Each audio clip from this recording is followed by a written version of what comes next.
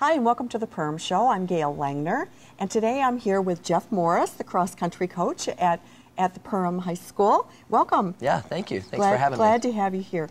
Well, when I asked you originally to have this interview, I'd heard some awesome news. Yeah. And since then, you've been headlines on the paper. Why don't you just tell the entire community what's going on with your cross-country team? Well, just recently, our season doesn't start till the fall. We start in August, but they come out with preseason national rankings, usually in the spring, and we just found out this past week that, or actually a couple of weeks ago, that we were ranked 4th in the nation. And they have 2 divisions. They have a large school division, which is for high schools that are a lot larger, like 500 students or greater, and your top 3 grades. And we're in the small school division, 500 or less. And so, yeah, we got nationally ranked at 4th. So we're not talking about 4th in the state. Yeah, yeah. We are talking about 4th in the entire nation. Yeah, yeah. Can you believe? Isn't that incredible? Yeah, it's pretty neat. That is incredible. Yep, so. Well, what age group? What age kids do you have in your team? We have everything from 7th to 12th grade. So, okay. So kids entering 7th grade all the way up to senior high. We have a junior high team, a JV team, and then a varsity team. So this will be our varsity team. The varsity team is the one that's... Yep.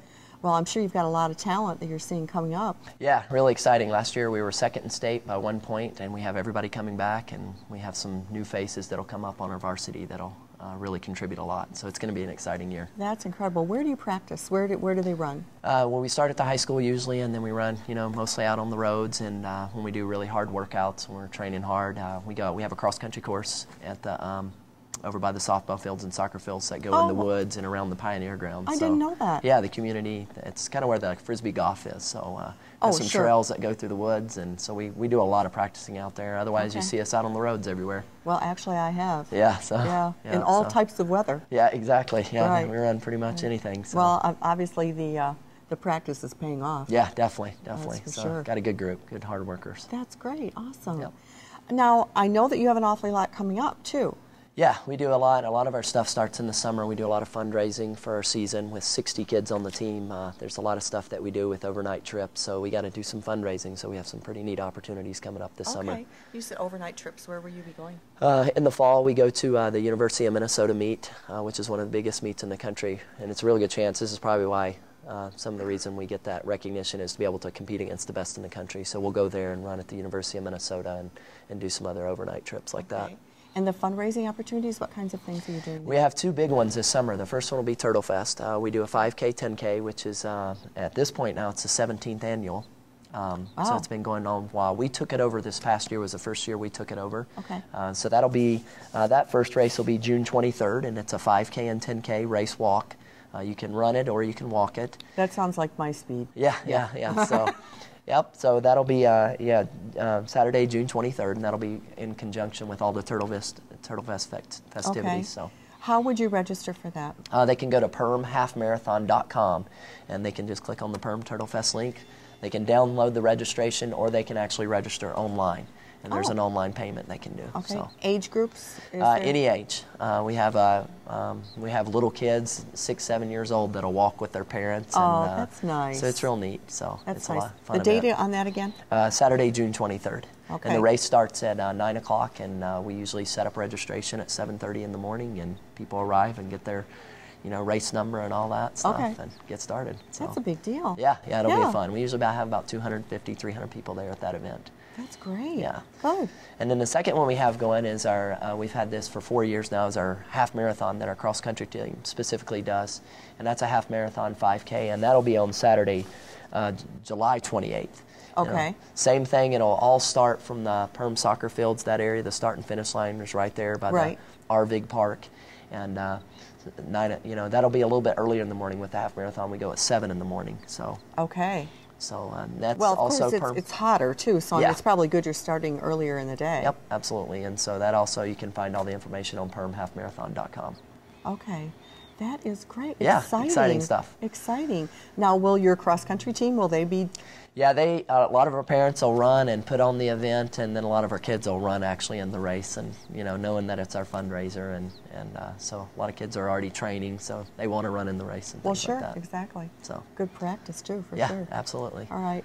Well, Jeff Morris, the cross-country coach here at Perham High School, thanks so much for joining us today. We appreciate Thanks for having me. And good luck with this. Yeah, thank you very much. We'll be right back. Welcome back. I'm here with Mary Philippi, who is the Executive Director of United Way of Otter Tail County. Welcome, Mary. Thank you, Gail, for having me on your show today. Well, I appreciate you coming.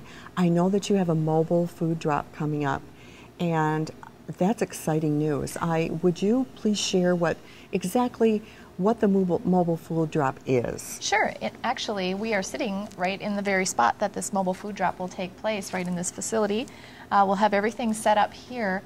I want to just first acknowledge the Friends of Friends Fighting Hunger in Otter Tail County, who will be the sponsor of this event. They raised thousands of dollars last January to provide food initiatives and hunger initiatives in Otter Tail County. So first I want to recognize them and thank them. And then also our date for this event will be Friday, May 11th, right here at Calvary. To qualify to attend this event, you need to declare yourself in need of food. So show up that day. You'll have to fill out a brief application, and we'll have over 20,000 pounds of food here for people in need that day. So anyone that is really feels like they're in need of food, yes, they can come to Calvary Lutheran Church, yes, right here in Perham, yes, and on May 11th. Yes. All right. What are the times on that, Mary? Well, we need volunteers, of course. So we'll, the truck will arrive from North Country Food Bank at 9 o'clock in the morning, and we'll have volunteers unload the food, which is also very helpful, and set up the food right in here. And we're also going to have programs available that day to provide resources. So, that's a great idea. Apple Tree Dental will be providing a dental screening for people who might want to have their teeth looked at if they have some concerns. Okay. We'll be signing up children. Kinship will be here signing up children for our school supply backpack program.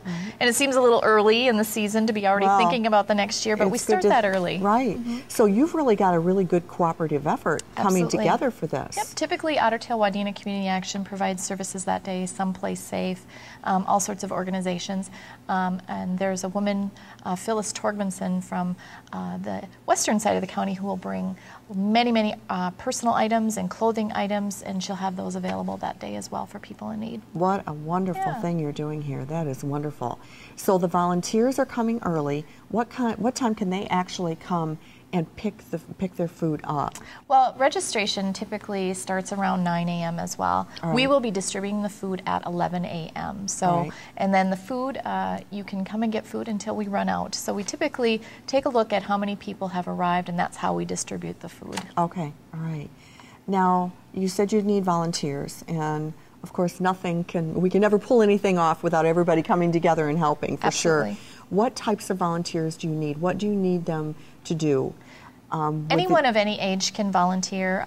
We love to have volunteers. We really can't do our work without volunteers. And so if you are interested in volunteering, you'll want to contact Tracy Beeger right here at Calvary Lutheran Church. She's coordinating that effort.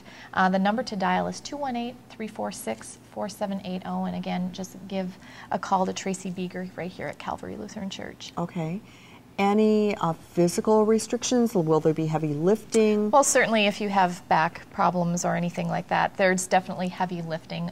We have an organization in Perham that volunteers their forklift to unload the truck.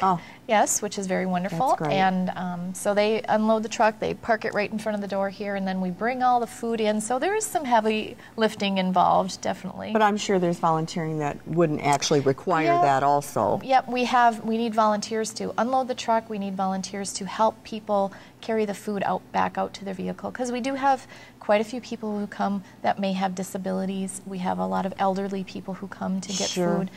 So definitely we need some help carrying that food out to the vehicle. We do ask for people who are coming to pick up the food that you bring something to carry the food in, baskets, boxes, things of that nature, because depending on how many people are here, you could get quite a bit of food.